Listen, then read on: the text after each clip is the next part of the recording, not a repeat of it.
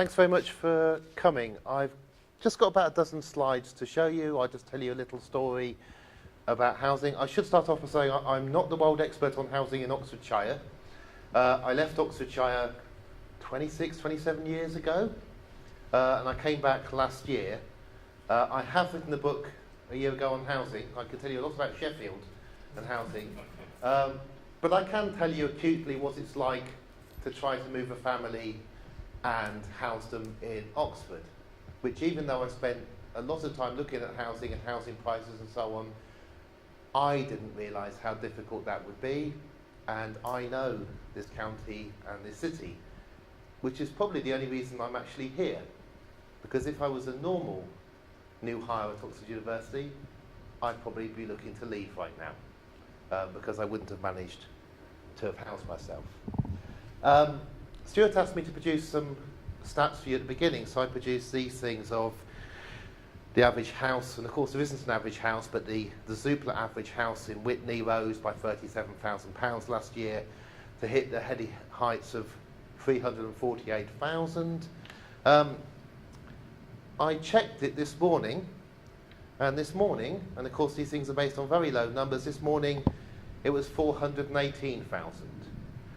You will never again in your lives ever have anybody tell you that the house price has risen by the equivalent of £70,000 in such a short amount of time. It isn't just a blip. What's happened is that the maximum London rise, which was about 12, 18 months ago, when London was going full pelt at 20, 21, 22% rises per annum, that London rise has rippled out from London. It rippled through Oxford, just as I was trying to buy a house in Oxford. People sort of said, no, that can't be right.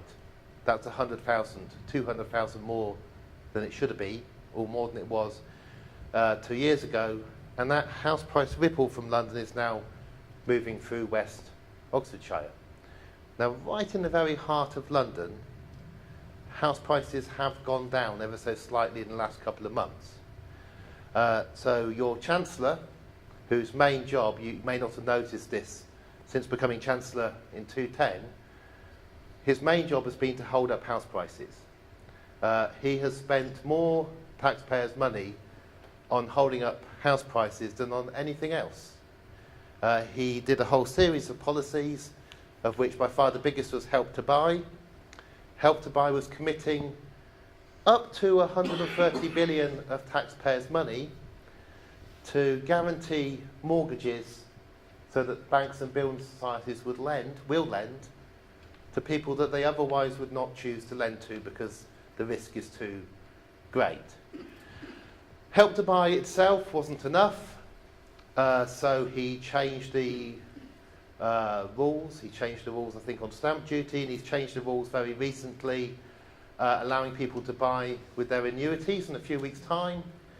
And he changed the rules at the last budget to give people mini housing ISAs. So for the youngsters in the room, if you're very well behaved and you save £100, £200, George Osborne will chip in another £50 towards your deposit on buying a house, at the same time as the houses are going up in value by £70,000. I honestly can't work out the extent to which George Osborne doesn't understand what he's doing, or is very clever and does understand what he's doing with all of this. But housing has never been this unaffordable here, and it's possible for it not to correct. This is the only complicated slide I've got, so please bear with me for this one. This is a slide that says it's possible this may carry on, not at this current rate, not at the equivalent of £70,000 rises in just a few months, but long term. What this slide is showing you is data from the British Social Attitude Survey. Every year from 1983 to 2012, running up and down at ages. People at the top are aged 18, people at the bottom are aged 90. The red coloured cells are people who are renting. So in that year of that age, most people in England especially in Britain, this is British data, are renting. The green coloured cells are where the majority of people either own their house or are buying with a mortgage. Now you'll see that in the 80s, for elderly people, the majority were renting. That was the end of the mass council house era, the very end of a few people who were private renting. If we went back 90 years, 100 years ago, most people rented privately. That cohort was largely disappearing and was being replaced by it becoming normal for the middle family. You got a mortgage and you bought your house. Now if you look right at 2012 at the edge, you'll see that the red is coming down again. What we're getting is a return to the majority of people in their 30s and early 40s renting again. The middle person renting. The big difference is that the middle person now in Britain is a university graduate. That green diagonal slice is one wide generation of home ownership. And if current trends continue, then you're looking at the future where again a majority of people will rent, and again they'll rent from private landlords. Already more people are renting from private landlords than are renting from housing associations or councils. A small number of pretty well-off people like me will be able to get a mortgage, and there'll be an even smaller number, maybe 2, 3, 4%, who will own properties, multiple properties, often renting them out. We're already very quickly on the road to this, and I think this is cock-up.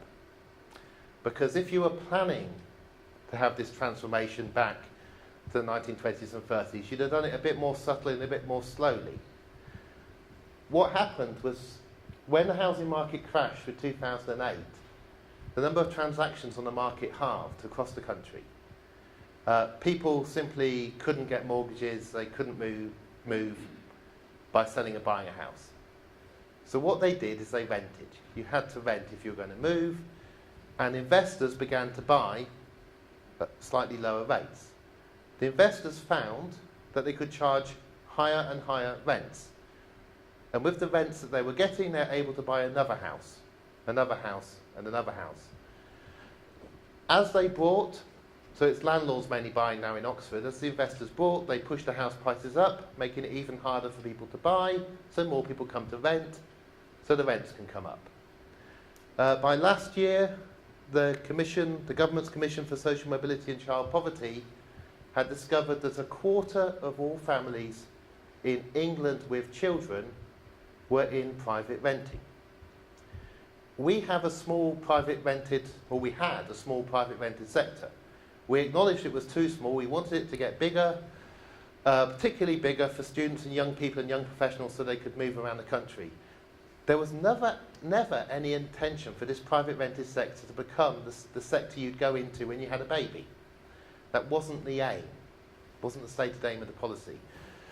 The problem with the private rented sector for families is that you can be moved on with just 2 months' notice. And if you have children, children tend to get friends. They tend to really dislike losing their friends. If the landlord puts up the rent and you can't pay it, you have to find somewhere else you can afford, which means moving school and losing all your friends. In recent years in London, the rate at which that's been happening is on average between 12 and 18 months that these families have been moved on. They're moved on because they cannot outcompete young couples without children, because young couples without children can pay a little bit more rent because they've got less expenses. So the rents are going up, everybody's shuffling around, people are being moved, and they really don't like moving. The landlords justify putting up the rents up because they look at the value of the property and the size of their mortgages, because lots of them are borrowing to do this, and they say a fair rent is a much higher rent. That could carry on. It is the current direction of travel. Help to Buy ISAs are going to not dent it one iota. Maybe in the very poorest part of Blackpool they will have an effect. But even there's actually a market for buying property and renting it out to people who turn up in Blackpool. So we're heading back to a kind of forelock tugging past. You know, be grateful that landlord lets you live in the property that you're in. So if you sort of say this has to stop, nobody can afford to buy these properties in Witney and in this part of Oxfordshire, there are people who can afford to buy them, but the only way you can justify prices at these heights is if the people who are going to live in those houses are going to pay a rent till the point they die. And you're suddenly bringing in more money than you would from a mortgage, which somebody might pay after 25 years. I really don't think this was the plan. I don't think anybody met on a yacht and said, look, we can do this, we can get rich. If you remember that the ethos of the Conservative Party in the 1980s was a home-owning democracy. The Conservative Party, particularly Margaret Thatcher, became convinced that council houses turned people red, and you had to give people the right to buy, and you wanted everybody to have a stake, and then you could have a Conservative country forever. I don't think the Conservative Party has changed its beliefs that much. I don't think it's a plan that this is the direction in which we're heading so rapidly, but it is the direction in which we're currently going. And as we head through there, that green generation, the ones who bought, are going to do well, temporarily, in what might look for them to be a big way, but is actually quite a small way. The majority of people who own a house in West Oxfordshire, or have got a mortgage and most of it's paid off, are looking at cashing in. So you don't hear people protesting when house prices appear to increase by 70,000 for the average property in and around the constituency. You don't get mass house of protest. You get people going, oh, look at that. I'm going to enjoy my retirement. That's another couple of cruises. And I can bung some money to the grandkids, and that'll help them. I can give them £10,000, £20,000. Sum of money you couldn't have believed being given yourself when you were young. And you think, oh, that'll help, that'll sort them out. But it won't, unless there are 4 grandparents going down to 2 children, going down to 1 grandchild.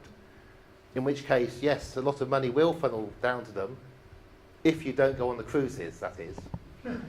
and unless that's the situation you're in, if there's the same number of you, you can't protect your family through inheritance. But the protecting through inheritance mechanism has become one of the main ways that people try to sort this out. Majority of people now are buying with quite a large deposit. In almost all cases, those deposits are not saved, they are gifts from family. What you're getting are mini welfare states. Welfare states are grandparents, uncles and aunts, mums and dads, looking after each other to try to help the next generation just be able to house themselves.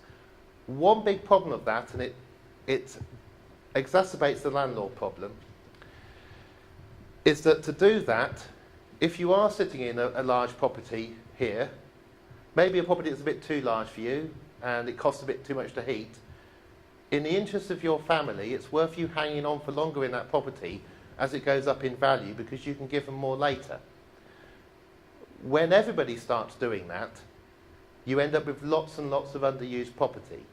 And I haven't got another graph that shows you this, but we've looked back at every census back to 1911, and we have never had so much underused property. This is property with 1 person in it, maybe 2, with 5 rooms, 6 rooms, 7 rooms. So at the same time as one group of people are really crowding themselves in the middle of Oxford, in the middle of London, another group of people are pretty spread out. And that is exacerbating the housing shortage. The other one, which is a really good news one, is that we're living longer. But our housing system was designed for us to live to about 70, 75. We haven't built large numbers of very decent flat retirement apartments to decant yourself to when you want to. There are lots of things we could do, but there's no individual incentive to do them. Over things that are being done, I mean, I think Witney's problem, West Oxfordshire's problem is Oxford, and I think Oxford's problem is London. And if you sort out London, a lot of Oxford's problem reduces, and that should reduce problems out here, because you won't get people living here who'd much rather be living in Oxford and don't want to be sitting on the A40 in the morning, but have to. This is Barton West. This is the major development that's happening fairly soon. It's, if you know Barton, it's just to the west of Barton, just to the north of the Ring Road. It's a lot of houses, about 800 odd houses. It's a really interesting question about where the secondary school is going to be. Since all the secondaries have become academies, nobody's responsible for that kind of issue anymore. The thing that annoys me is that nobody seems responsible for the fact that all these children are going to have to cross the Ring Road to go to school, but I'm going to spend the next 3 years going on about that until somebody builds a bridge. But that's what's being done, and it's pretty tiny. The other one is extensions up at Water Eaton, round about Kidlington. I've crossed out that you have to worry about prisons because things do happen. You may know there's been a campaign against the detention centre in Campsfield, I think for 25 years now. I think my mum was part of the beginning of it when she was here. And it's half won. Campsfield is not to be doubled in size to become Europe's largest detention centre. It's going to stay its same size, and its future is going to be reviewed.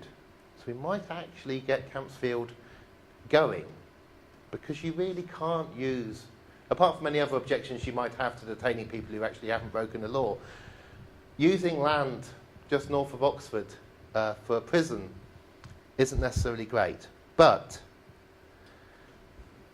that's part of the flood maps of what's...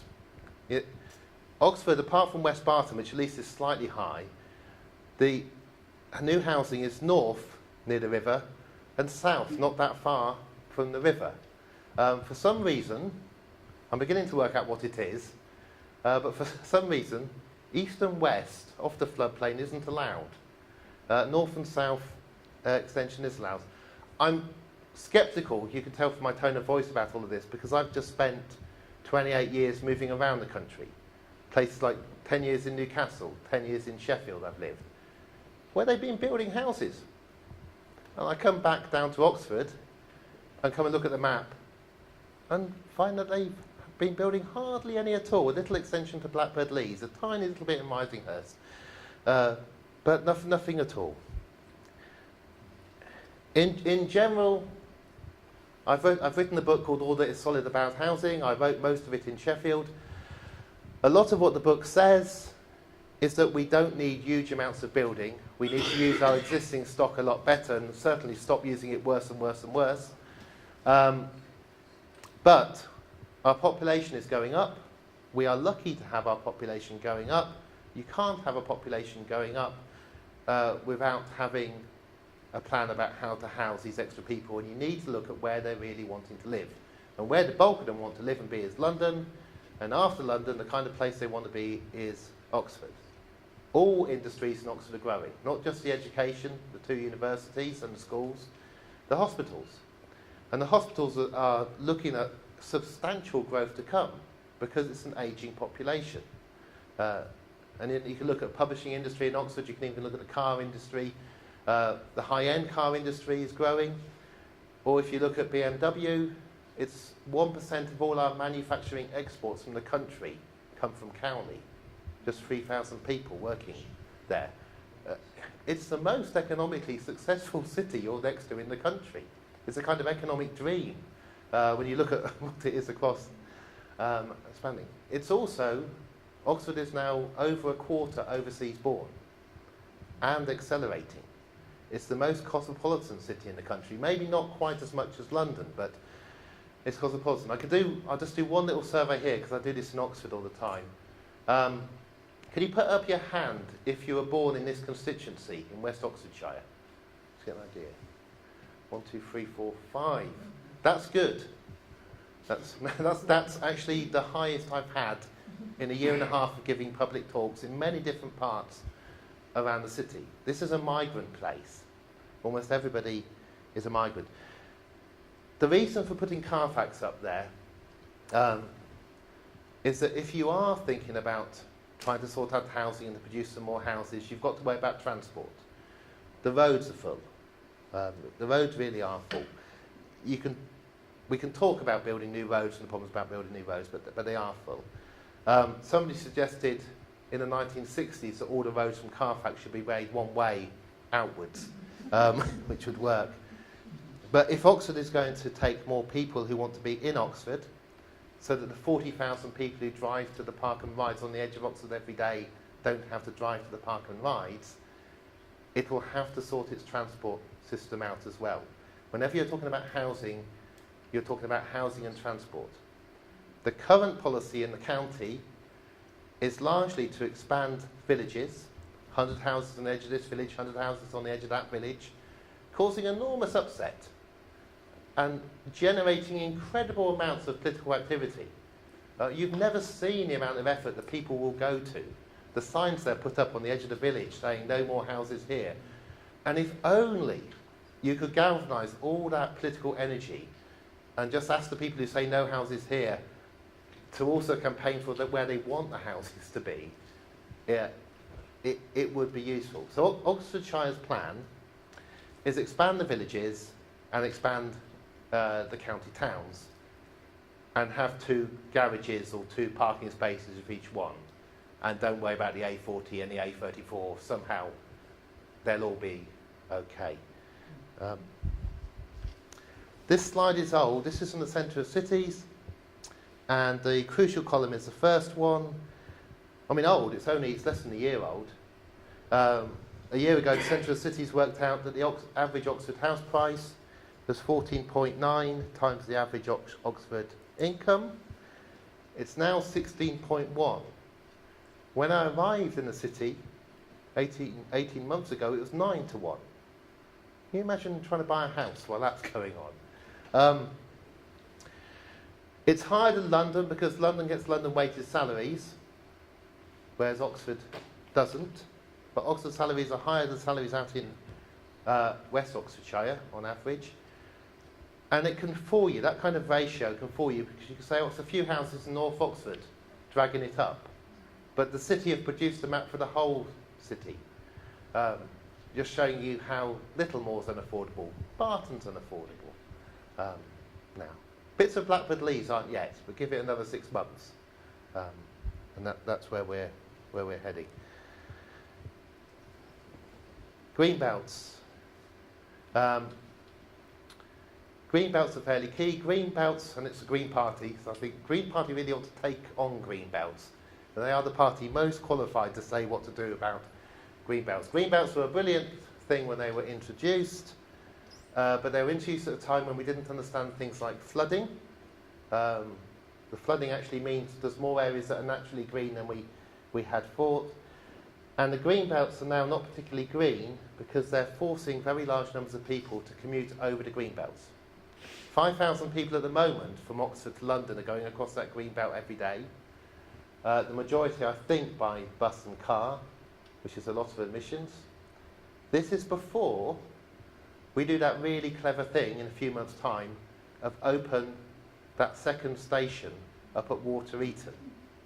Now, this is going to be really good for Witney, because you can get to that second station.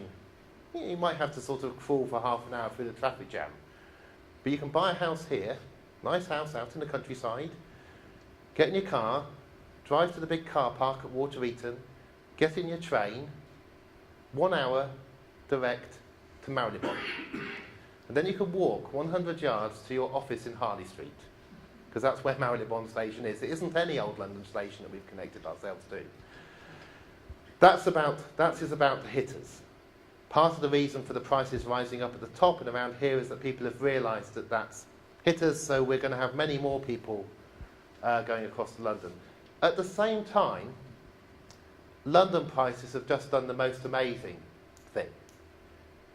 It is hard to find houses in the worst streets in Barking and Dagenham that are less expensive than in Oxford. So, you're a young publisher, you work, I don't know, in any job that doesn't require you to be there at 7 in the morning or 8 in the morning. Where do you want to live? Do you want to live in Barking and Dagenham, or do you want to live in Oxford? So we're getting a very, very rapid increase in people from London beginning to come here. That's one problem with the Green Belt, with London Green Belt. Oxford Green Belt, much bigger problem. Not 5,000 people, 40,000 people. People living in Birmingham coming in now. Routinely, it being normal to do this. Head teachers living in Birmingham of secondary schools. The difference between a normal teacher and a head teacher in Oxford is that the head teacher can buy a house 30 minutes out of the city. A normal teacher can only rent. And that's the difference. You look around Oxford schools now, all kinds of schools, private schools, state schools. And if you're my age, if you want to feel really, really old, you can, because the teachers are in their 20s. And for a large number of them, after 3, 4, 5 years, they get absolutely sick of losing all their salary on rent, because you can be a teacher anywhere in the country. So the latest anecdote I heard from the head of the City Council was that of the last 11 heads that they were trying to appoint for primary schools, they could only get 2 external candidates appointed, because people will not come to run. Now we're lucky, we've still got a cohort of internal teachers you can promote upwards. Other things change, and some things change for the good when it becomes this expensive. So in Matthew Arnold's school, nearest school to here, well, it's not in Oxford, but practically, the cleaning is now done by the sixth form students. Because, well, how are you going to get people to live and clean? So it's interesting. Academically, Oxford and Oxfordshire is a kind of sentinel place to tell the rest of the country what it's going to be like in future for them. If you're trying to look ahead at what's going to happen as house prices stay high, continue high, and the gap between wages and house prices move apart like this, you need to look at here to tell people in neighbouring counties and then further afield what they're going to get. So the main point of putting this up was the Centre of Cities report was sponsored by Barrett's.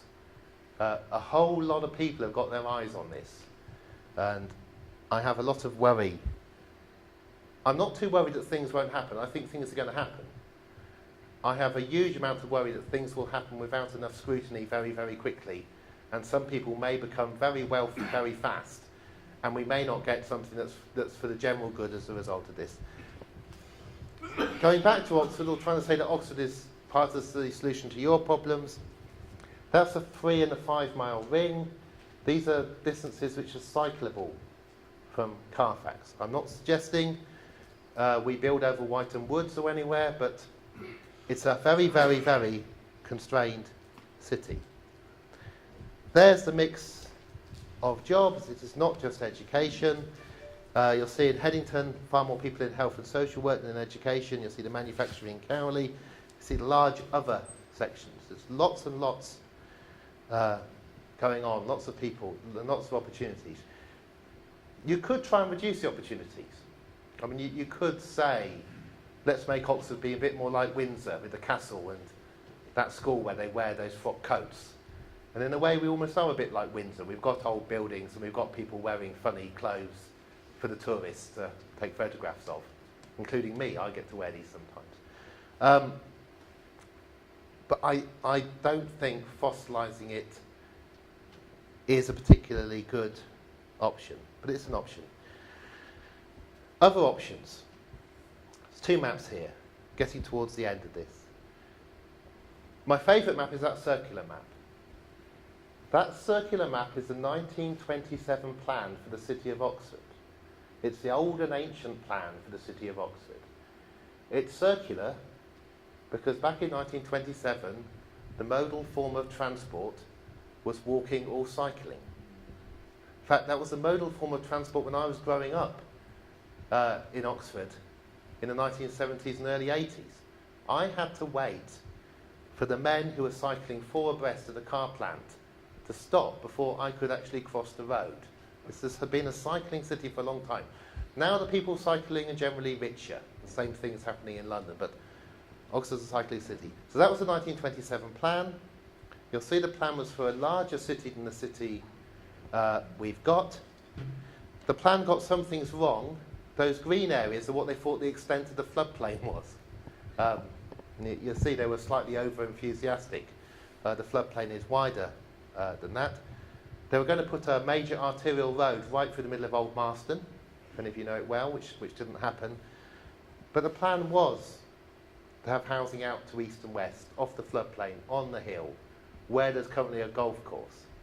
Actually, in the parts of Oxford where you actually get to see the spires from. And that's where I would put very beautifully designed apartments, particularly for elderly people who don't want to be in large houses in Summertown anymore. Because if you can create housing for older people that suits them more and they can choose to go to, they free up large family homes that a family can move into, who then free up the home that they're squeezing into, then free up a home that somebody else can go into. And you solve many people's housing problems at once. But you can't do it without a bit more housing in Oxford. The arrows there is my suggestion about which way the one-way system of Oxford should go in the future. This might sound fanciful. The Banbury and Oxford Road are the easiest ones. But I come back to this city. It's a city I left when the buses were fighting each other at Cornmarket, when we had complete deregulation. I think I can remember the cars there. I come back and find they've pedestrianised Cornmarket. I come back and find that they've put all these cycle lanes on pavements. Things do change. It's just the only way you can see change is to leave a city for 28 years and come back again. The Cowley Road is now chicaned. The whole city is 20 miles an hour. I mean, lots of good stuff has happened. But if you are going to have more people in Oxford, you're going to have to improve the transport. And the only way to improve the transport is to create more space for bikes. And that probably means reducing the lanes down to one for cars and buses, which will really cause annoyance in some areas. That's just zooming in to show you how wrong they got the plans in 1927. And it's partly to show you don't hold the green belt quite so sacrosanct. It was the same thinking for the green belt that thought that that's how the Cherwell flooded and how the Thames flooded. The fact that these rivers flood, and the floods are getting worse, and the floods are going to get worse still, tells us that we're going to have a lot of very protected land in the middle of these cities.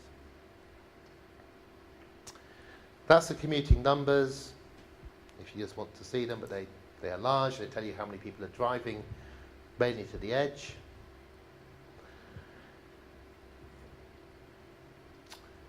Cycling and walking. In the Netherlands, half the population cycle and walk to work. In most of mainland Europe, it's higher. We are lower. Oxford, Cambridge and Hull have the highest proportions at the moment, but they're pretty low. I don't know, about 12%, that kind of number, as opposed to 50%. In the United States, only 3.5% of people cycle or walk to work. And there's a beautiful correlation between proportion of people who cycle and walk to work and obesity. And it makes a lot of sense if you think about it. Sitting in a car is one of the best ways not to do any exercise at all. The one way you can decrease the amount of exercise is to invent driverless cars, because then you aren't even using your foot on the pedal. And amazingly, driverless cars are being put forward as a apparent solution, mainly from California, because they've got these really high obesity rates. The figures up there are the proportion of journeys made by people aged 65 and over by bike. So in the UK it's 1%. My standard thing to say is I think most of the 1% is in Oxford of people over 65 cycling, but it's just 1% of journeys made by people over 65 are cycling. In Germany it's 9%, in Denmark it's 15%, and in the Netherlands a quarter of all journeys made by pensioners are done on their bike. If you're wanting a kind of city to begin to do this in, it won't take much for Oxford to beat Hull and Cambridge and actually have the highest proportion cycling in the country. And it's green. It's very green to be doing this. It is not green to be driving to a park and ride, having queued up, and you've still got to get into the city to work. Then you work for an employer who doesn't pay you enough, and you get all the way out to the park and ride, you get in your car, and you get all the way home over the green belt to wherever you've managed to buy, having inflated the cost of the housing in the place you've managed to buy. That's where I grew up, so I just thought I'd put the picture of the roads. The roads came before the cars.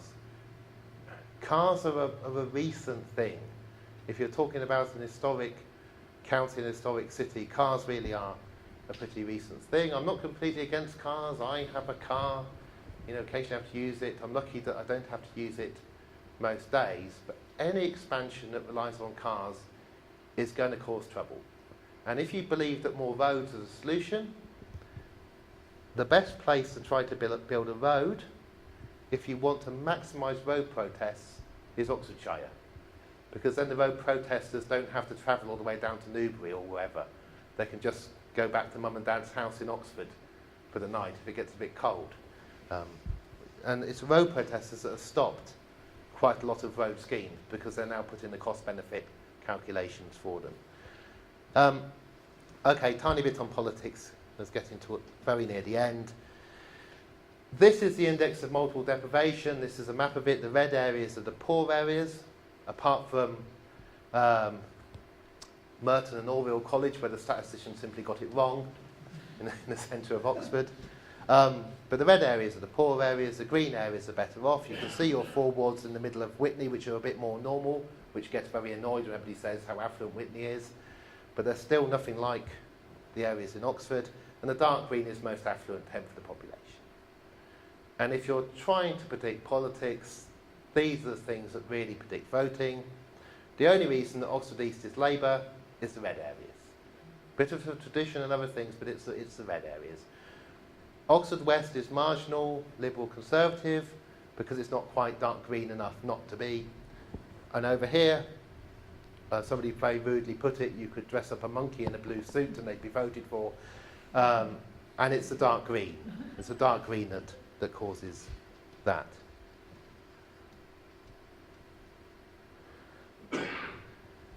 Conclusions, common conclusion. This part of the county needs Oxford's housing to be sorted out. Sorting out Oxford is your main problem. There's loads of things you can then do which will be very, very good, but if you don't sort out Oxford, none of them are going to work because people will live here who have to be in Oxford. There's a lot Oxford could do. Oxford is too small. We shouldn't have a golf course 2 miles from Carfax with just a few people seeing those views. But even if Oxford were to do the most brilliant schemes that were beautifully, arts and craft houses are the nicest thing, none of it's going to work unless unless London is sorted out. Because it'll just become a beautiful kind of Hampstead Garden suburb of London if we sort out Oxford without London being sorted out. So we need London to sort itself out. London's beginning to plan how to sort itself out. London has the most active political groups on housing in the country. And they're not left-wing. It's really fascinating. And the reason they're not left-wing is because of who gets to be in London. You only get to move into London if you're highly successful. You're a university graduate. You've done very well from a particularly good university. You get yourself a job in London. You manage to survive the job in London because they sack people very frequently. You get promoted. Eventually you get to 41. And most of your colleagues have actually left and given up. If you look at London, the average age is 33. You've got to 41, it's all about you, it's all individualistic. You've probably voted Conservative all your life, since you're 18, and then you find you cannot buy a house at 41. Or maybe you just could, by mortgaging yourself to the hilt. And if interest rates rise by 0.5%, you've had it. Or if house prices fall, because you're the fool who actually buys at the peak, you've had it. And what's fascinating in London is that, and I'm stereotyping them a bit much, but if that happens, you then get priced out created, you get generation rent created, you get the intergenerational foundation created, you get all these lobby groups in London who say something has to be done. Because you cannot damage the life chances of the upper middle class and get away with it in Britain. That's when you get real change. I'd argue we got an NHS because the country became too poor to afford private doctors and it was the interest of the upper middle class to have an NHS. I can go on with this theory, but the upper middle class are politically powerful. You can't just run a society in the interest of a tiny aristocracy. And the upper middle class in London are highly angry about the situation that they're finding themselves in. The kind of thing that's been suggested is to change the London council tax system. Well, for a start, revalue it. Don't use 1992 valuations, actually use current valuations. Have council tax is the same across the whole of London. Have the bands simply going up. So so that somebody whose house is worth 2 million pays twice as much as somebody whose house is worth 1 million, but don't complain too much about it because they're paying half as much as somebody whose house is worth 4 million, who's paying half as much as somebody whose house is worth 8 million. And then we've got houses going for 60 million. London will argue to ring fence that money. That's an enormous amount of money. They do it in New York, so this is not revolutionary. That amount of money would allow London to do incredible things, including build a lot of houses, but it could actually pay for Crossrail 3 and 4 by itself. It could become its own mini-state, but it could, in theory, sort itself out. If London can sort itself out, other things become possible, and that is being discussed about, but we can't just hope for that. And to end, I decided to pull down one of the flood maps for here, but I won't say anything else, but we do have to worry about flooding. We do need to be moving slightly away from the flood areas and certainly not building on them. The floods are getting worse. The standing rain is getting worse. Even if you divert the flood water and build relief rivers and so on, all you're going to do is cause Abingdon a hell of a problem. And if Abingdon sorts itself out, you're going to give Reading a hell of a problem. And if Reading sorts itself out, and there's a very high tide in the North Sea, you should see the map of what happens to London. So I won't say any more about flooding, but flooding does matter. I think this really matters to people. It matters to them most at the points where they're trying to house themselves or when they're being moved around. You can become complacent very easily if you've managed to get yourself housed and you sit still. Oxford and West Oxfordshire is only full of winners. People are chucked out if they fail in life because they can't be housed. When I was born in the Jericho area in Oxford, and my mum and dad left it because you couldn't bring up a baby in the red light district in Oxford. So they went upmarket to Cowley. And if you remember what happened to Jericho, it was slum cleared and emptied out, and Oxford upped and tipped its paw over the side of the hill to Barton and Blackbird Leys. Oxfordshire is now tipping its paw out of the county. And politically, this means that you're left only with winners and recent immigrants, which is part of the reason why you don't get a real anger about this. So the anger is often second-hand. It's about people's children, it's about their siblings, it's about other people who can't be housed. But this is the major cost for us. The cost of housing, the mortgage, the rent, all the heating bills are the major costs that people have in their lives. If you can get the cost of housing down, it's the equivalent of thousands of trade unions winning slight increases on their pay. I mean, it solves the cost of living crisis for the majority of people. Landlords will not stop doing all the wonderful decorating, all the rest of the stuff that they do for their tenants if the rents go down. Landlords are not going to take a bulldozer to their properties and knock it down. If the cost of housing goes down, the number of people who genuinely lose is pretty small from this. But because it's a collective thing, because you can see no way of getting the cost of housing down for yourself, it makes sense instead to put all your energies into stopping somebody building a house next to your house, because in the short term that might maximise your ability. And we have to work our way out of this. The last thing, very last thing I'll say, people often say, why isn't housing a larger priority? When you ask people what matters most to them, why isn't it higher? I think it is.